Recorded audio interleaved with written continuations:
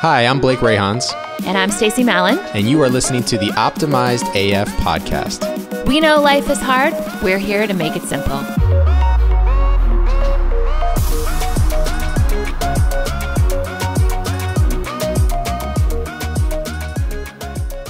Hey, welcome to the Optimized AF podcast. This is Blake Rayhans. And I'm Stacie Mallon, and it's been one this week. It's been one. And today. Yeah. And we are talking about, we're talking about books the next couple of episodes, but not really books, the concepts inside of books that for Blake and I, we have found are highly relevant to our day-to-day life and things that we've been able to take and apply. And for me personally, it's been an interesting week. I don't think I've said anything else other than that probably for the last year, so that's not anything new.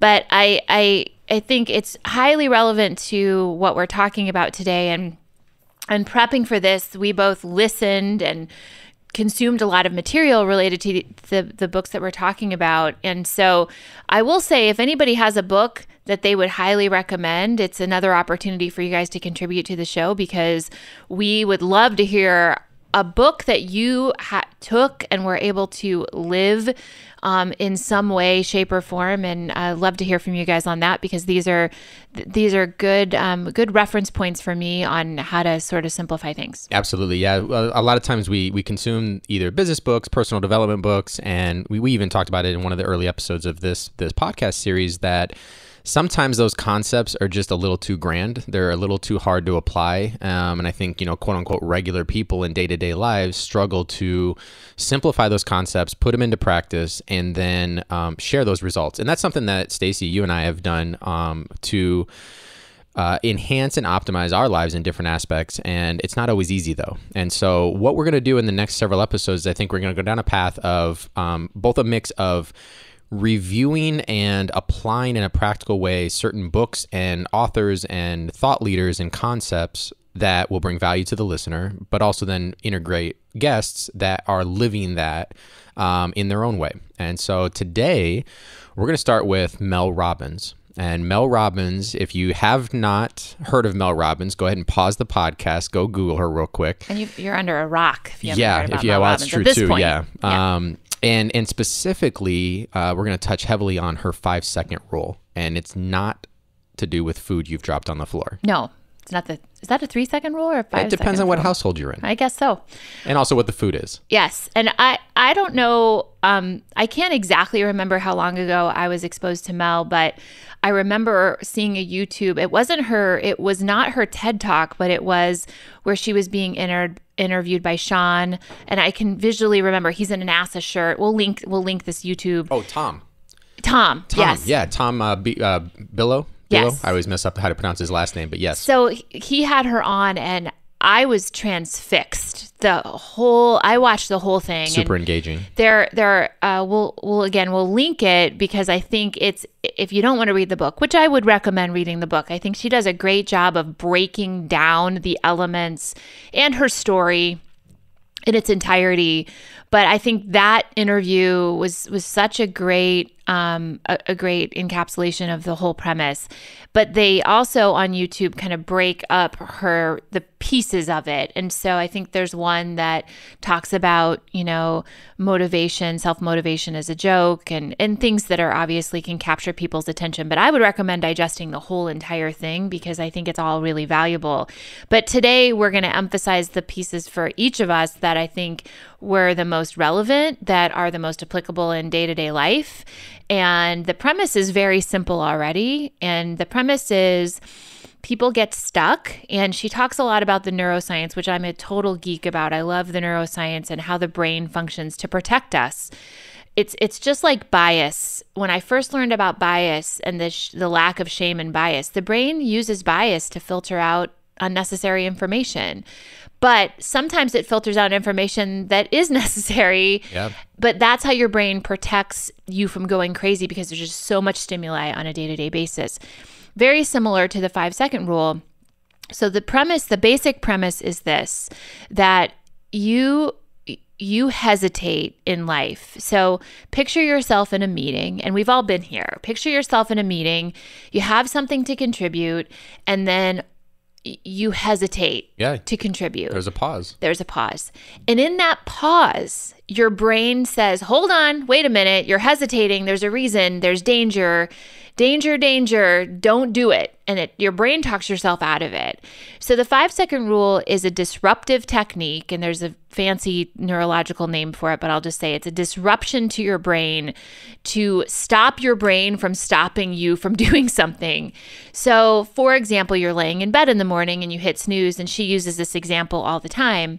We've all done this, right? Snooze, especially when it's cold and dark. Oh, absolutely. And you're like, yeah, I'm not really going to get up. Snooze. James always makes fun of me. I have like 5 alarms, and they're always set at weird times because of my number addition, 2s and 4s, even numbers. We'll talk about that insanity later. But my alarm always has to add up to a 2, 4, or an 8. But anyway, so I set my alarm, and I set multiple, but the whole premise is the first time your alarm goes off, it's really just 5, 4, 3, 2, 1, get up. Yeah. And she tells a very personal story about that. And I think it's a great thing to hear directly from the person that created this. And she talks about this. It's so simple, but it's so powerful. Well, that's what, led you and I, Stacie, to bring this to the Optimize AF podcast, because it is one of those things that, there's a lot of complex science behind it. There's a lot of these terms and a lot of these things that people do, but her solution to it, the model, I'll use that term loosely, but the model that she prescribes that people adopt into their lives it's almost overly simple, that it seems, people would think that's so dumb. That's so stupid. Like, that's not going to work. And I would challenge you, though, that probably is the reason it does work, is because it is so simple and so stupid. Because when you think about that science behind it, that we have that natural tendency to pause. And for all the right reasons, right? I see a flame. I'm going to, should I touch it? Should I not? That happens to children at a young age. Wow, that flame, it looks really engaging. It's interesting. I love the colors. The flames dance, and they get intrigued by it. You pause because over time you've learned certain responses are going to come back to you. And then you go fast forward in life to your adulthood, you're sitting in the boardroom, you've got this great idea, you think it's the best thing since sliced bread, and yet you don't share it. And there's a big question of why. And there's a whole bunch of reasons that are personal to people. I've been shut down before. I know that this particular leader does not like to hear ideas. They like to be there's all these reasons. But if you take a propensity towards action, you'll end up getting better results in life. You may fail, you may fall, but at least you tried. And that's what her thing is that Mel talks about getting past the hesitation to not try and just go do it and take action and move. And the simplicity of that 5, 4, 3, 2, 1 helps. I've applied it to my world. I heard about Mel, I heard about the rule, and I had that problem. I had the snooze button problem. I was at a point in my life where I was trying to be more productive to start my day. I felt like I was wasting that time. I was going to bed at a decent time. There's no reason for me to hit snooze, and yet I still kind of was. And so I tried it. And you know what? The funny thing is it worked. It does. Yeah. But it sounded silly. And I did it just the way she did it. I said it out loud. I laid in bed. I heard my alarm, wake up, 5, 4, 3, 2, 1, whip my legs over the side of the bed and get your ass going. Yeah. And you know what happened is when I applied it is that I gained, I think I added up, I'll have to remember if I actually, because this is back, I took in my journal and my planner at the time and I was writing down.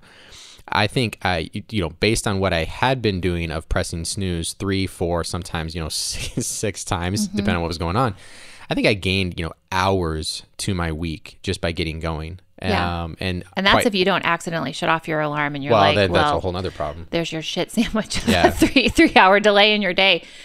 And just to break it down, the premise a little bit, you may say, well, I'm going to not count backwards. I'm going to say ready, set, go. But the premise is you have to think to count backwards. And so there is a brain chemistry there around actually saying 5, 4, 3, 2, 1, go that she talks about. And you have to, your brain counting 1, 2, 3, 4, 5. First of all, she mentions this, that there's like no end to that because you could keep going. You could be like laying in bed, 7, 8, 9, 14, 22. So the counting backwards, you're going to get to 0. And also your brain has to count backwards, has to think a little bit.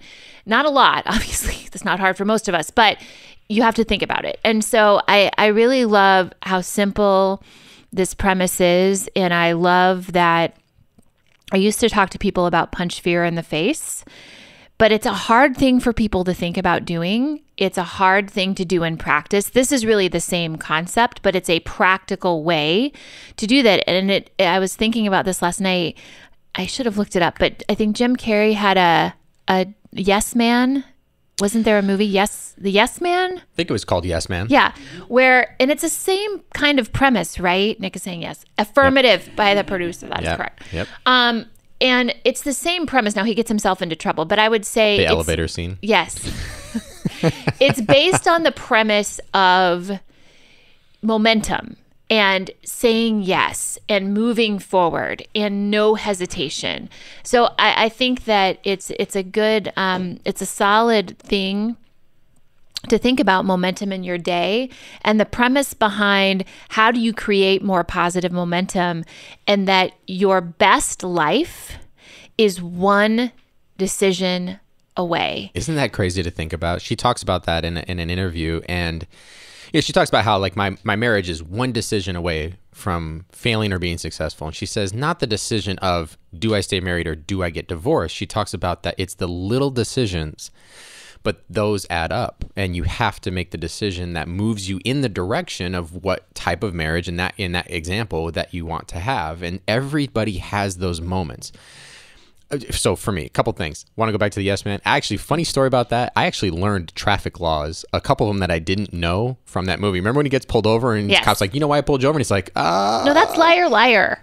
Oh, that's you are you're crossing right. over your you know Jim what? Carrey references. Hey, well, there you go. But I love Liar, Liar is like the best Jim Carrey movie ever. New England clam chowder, Yes. the red or the white. Yes, and there's then another one, Ace Ventura. Oh, and then in the elevator, where he like says everything to that woman. Everybody in the building's been really nice. Yeah, Yes, that's yes, because, yes, well, there you go. Of your endowments. We'll just say it. Anyway, here's the thing. You get out of Jim's comedy, he's an incredibly thoughtful and serious guy. He really is. And when you look at some of his interviews and some of the things that he's done in, I would say, the last 10 years that are outside of his comedic acting realm, wow, really surprising. He's got an incredible story, too. I think this is true about really... I like how I refer to him as Jim, as if him and I are on first name basis. Yeah, I mean, hey Jim, shout out to Jim Carrey. He's an incredibly intelligent, quick... Like, I don't know what his IQ or his brain firing pattern is, but it's super crazy high. And I think that creates pain for people. I mean, we've seen that with, Robin Williams and other people, that level of insane intelligence and firing is a burden for people. Yeah. But I think you're right. He's, and if you watch his outtakes, he's funny and quick. And a lot of it's improv that he's doing during the time that he's even making a movie. I don't think any director or producer can wrangle him in. But anyway, I think what was so great about that movie for me is it demonstrated the power of positive momentum, and that really there's no bad decision. Man, isn't this always reflective of life, Blake? Every time we come to the studio. Oh yeah. There's really no bad decision, because a yes is just movement in one direction versus another, but it's not, as long as you're not moving backward. Yeah, you're actually right. So the premise of the movie is yes, say yes to everything, and the thing is that when you take that approach, you find yourselves in situations you wouldn't otherwise on a natural, just kind of let myself, we talked about it in previous, so sort of bounce through life unintentionally. When you are intentionally saying yes to opportunities, you will uncover new experiences that you wouldn't otherwise do. But also, though, I think this goes, In the movie, the idea though is that it's sort of forced on him. He doesn't have any free will anymore. So we're not talking about that part of it. I don't think, Stacie and I are not going that way with people. But I think if you have a plan, if go back to the example, right? You're talking about relationships. What kind of a marriage do I have? What kind of a father do I want to be to my children? And hey, full disclosure, it's not easy. I mean, hell, super vulnerable moment. I blew up on my kids the other day. And mine are littles, but they know how to push buttons. And I had an opportunity where I could have hesitated. I could have let my brain hesitate, pause, and I could have made a decision to, okay, do I walk away from this and come back in 10 seconds and address it? Or do I address it right away, knowing that my emotions were taking priority? I was letting my own emotions work their way up. And I did. I went down that path. Now, I could justify it and say, okay, well, you know what? There's certain lessons that they learned from that. Hey, when dad gets upset and the volume goes up and this and that. But ultimately, it wasn't the decision that I wanted to make. I grew up in a household where that was the mechanism of discipline. It was always, my dad he got loud. He would definitely make it known what his opinion was. There was no debate. It was always, here's what you're going to listen to me, and period, end of discussion. Don't open your mouth. There'll be consequences, kind of a thing. And I think that was an example specific in my world just very recently, where the 5, 4, 3, 2, 1, the pause and then take action, the working the natural things that happen within our brains to your advantage to make better decisions is what we're trying to talk about here, and give people strategies. Hopefully, if you're listening to this, you can relate to some degree, maybe not my story, but just hearing the concepts of it, and you can think, wow, yeah, there were situations in the last 7 days where maybe I can say I didn't make the decision I wanted to. And in some cases, that means that you didn't make any decision. You didn't make the action, or take the action, I should say. Yeah, and it's motivation is a farce, like self-motivation. I love that thought from her, because it's true. I've talked about this before. I taught fitness for 22 years, and I had so many women come up to me.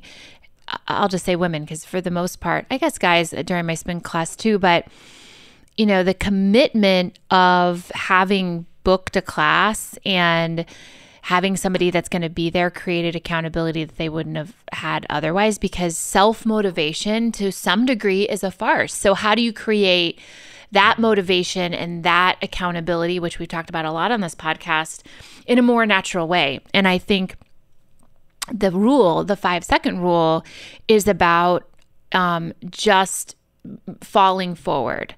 And that doesn't mean you say yes to everything, because I think for those of us who love to help people, that also is that's not a good thing. But I also think that falling forward is just that. It's falling in the right direction. And I think anybody that's been in a high growth company or a startup company, but taking it back to relationships, I think we've talked a lot about this in this podcast and just as friends. Relationships are two people that come to the table with completely different backgrounds, experiences, and baggage and stuff. And so Blake and I we've talked about how we were raised and what happened for us in our youth, and how we were really forged in a way that's maybe different than other people, and not a traditional family sort of setting. Correct. And I think for people, I'll speak for myself, what's happened in relationships for me is that I get into certain situations and that wall comes back up. And what I've learned is that in my current relationship is we have to set and create intention around certain things that we do as a couple, and we have to hold very tightly to those things. And that includes rituals and habits and connection. We collectively have 5 children between the two of us, and they're all teenagers. And we've talked about this. Blake, you have littles, which is challenging in such a different way. I remember those years, and I remember blowing up on my kids because you're just at your wit's end, and they are starting to have minds of their own. Teenagers are a different type of challenge. And we have very sweet kids. We feel very grateful that we have 5 kids that are amazing human beings. And I think that what I love about our relationship and our family is we do prioritize and set intention to reconnect with each other very intentionally. Otherwise, life gets busy. And I know, again, I think people talk about this a lot, how in relationships you have to be intentional, how you have to create connection, how you have to do those things. But to give you an example, as we renovate our home, our master bedroom for me is like such a big deal. It's such a big deal because we have 5 children, and that's our one space where it's our space that is ours. And plus we have a dog, that has no boundaries whatsoever. So I think for us, and we said it out loud, like we're going to create this space that is really a retreat for us. I hate having a television in the master bedroom personally, for example. Like I want to have conversations. I want to have space to talk. I want to have space to connect. I want to have space that is sacred for us when they all have friends over and the whole house is chaos, that feels like our calm space that creates a foundation. And as I'm saying these things, like it kind of reaffirms for me that sometimes as parents, we feel guilty. We feel guilty for prioritizing ourselves. We feel guilty for prioritizing our significant other because we have children.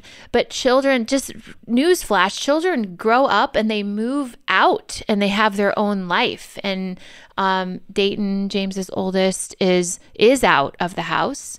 And my son is 17 and a senior, and he's going to be moving out. It's already so I can see it. It's harder when they're younger. I can see it happening. Jaden, the 16-year-old, she's never home. The 14-year-old is barely ever home. And so you watch this migration, and it reaffirms why that is so sacred in your relationship. I think it is harder to see when your kiddos are young and you've got 15 more years of that. Yeah, right? Yeah. But I can see it because it's right in front of me. Yeah. And so what we're talking about is how to take that 5-second rule and invest into the relationships that you have. And what I think we're moving towards is the idea is that you have to invest that time, right? You're saying be very intentional about it. And there are opportunities throughout the day to make better decisions, micro decisions, little tiny things. I think we've all probably had the moment where you've got the extra 90 seconds. You know what? You're going from meeting to meeting. You've got 90 seconds. That just seems like a great time to pick up the phone. And you know what? You can send that little emoji text to your loved one, right? Mm-hmm. Hey, I appreciate you. Wink, smiley face, kiss, whatever emoji. And sometimes we do that or we don't. Or sometimes we don't because you're like, yeah, you know what?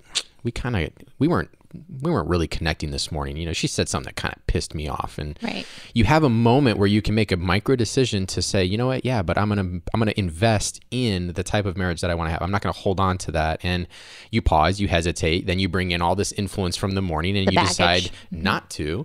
And ultimately then that spills over. Then you both get home. And instead of it being a little bit lighter, then you got to address it then. I guess it's the thing for me, the 5-second rule became very much as Mel described it, a way for me to get out of bed and be very much more action oriented. But I found ways to apply it to other parts of my life. I think I naturally look at ways to take something that works and try to apply it elsewhere. So that was the same with this concept. And I'm not great at it. There's a lot of times where I'll make that decision and be like, nope, I'm going to hold on to that baggage and I'm not going to do that thing or that text message or whatever it is. But as our listeners are taking this content in, I think that the thing that you can do from this is remember that there's a natural tendency to pause. That then allows the opportunity for fear and baggage to come in, right? If we didn't, of course, there's safety mechanisms of why our brain does that.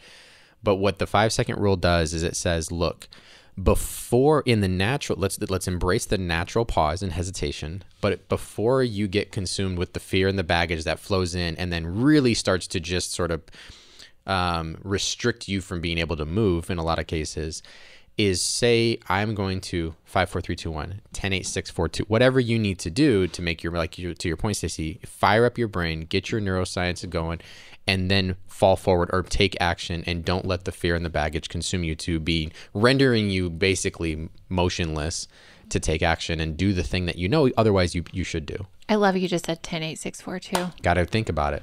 Got to think about it.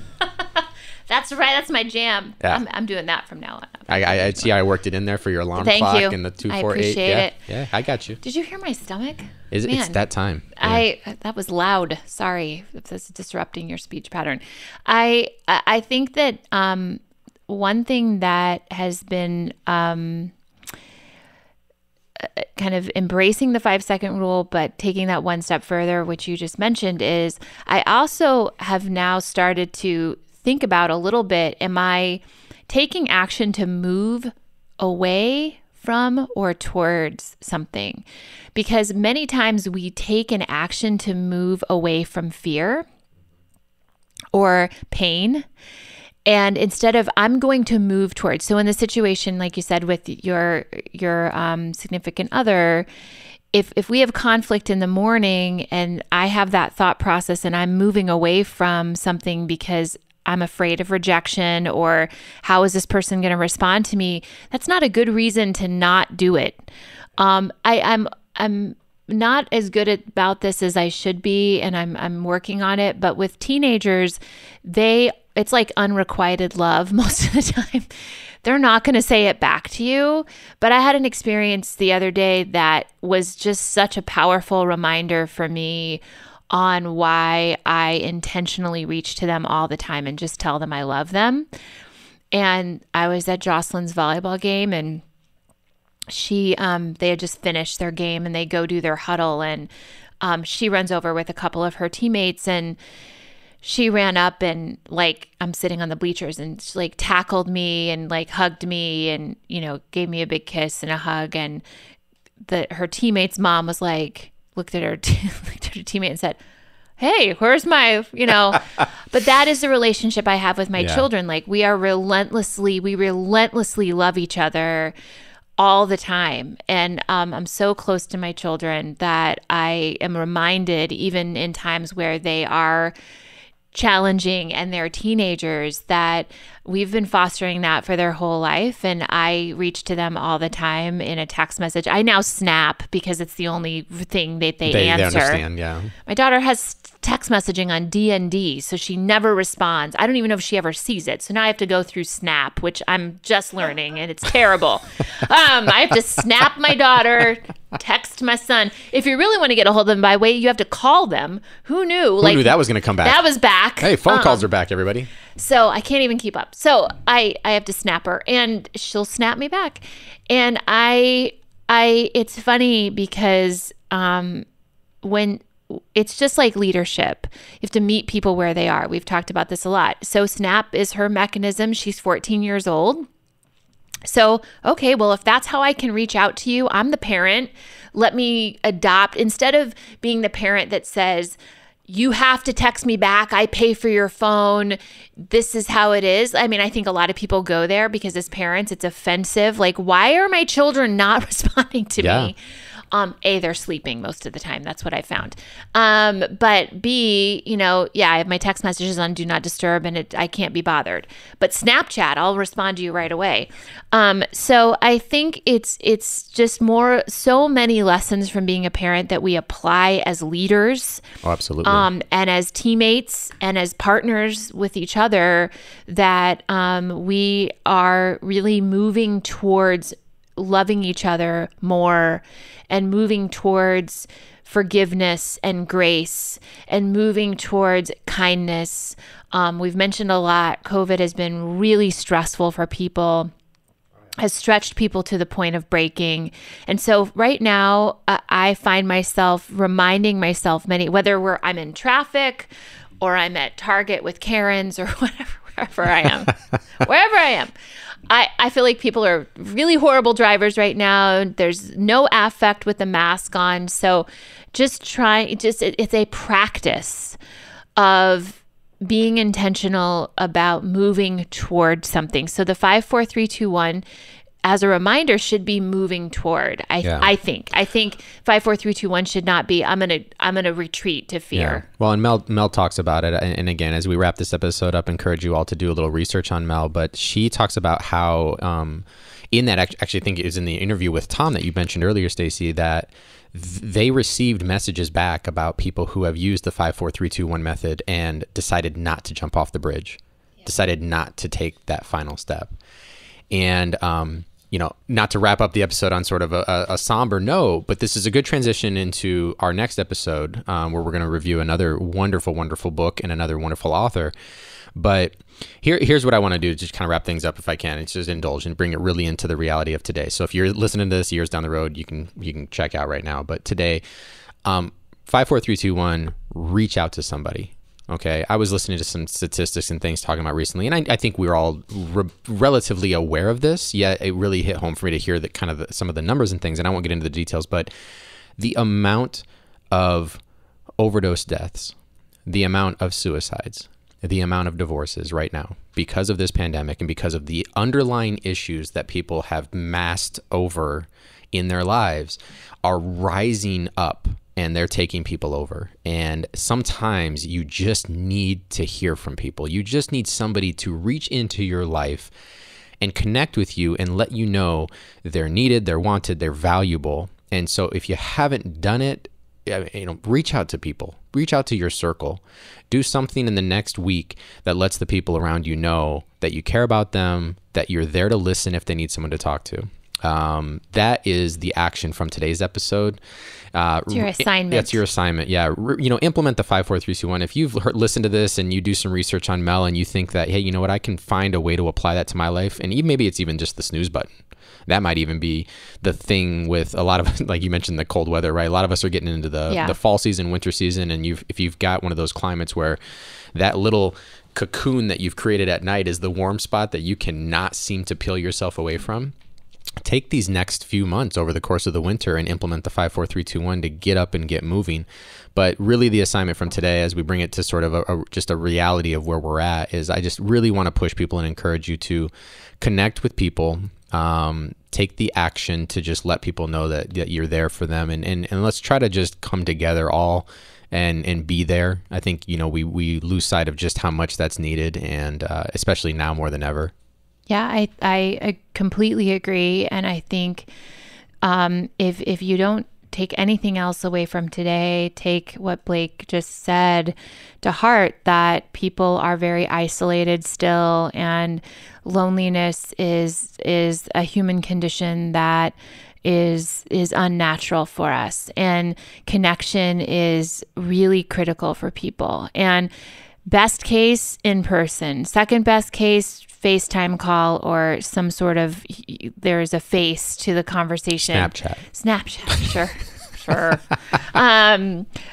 But even if it's a phone call, excuse me, even if it's a phone call, reach out to people. And I love that as a takeaway. I think if you can do that for us, be Optimized AF, and let us know who you're reaching out to. And I would love to hear back from people on how the power of that has had an effect on them. I think we sometimes talk about these things. It's great to hear feedback. So with that, we will wrap up today's episode. We will really do our best to tag Mel and her content on this episode. We're so inspired by her story and her message. So Thank you again for joining us, and we will see you next time.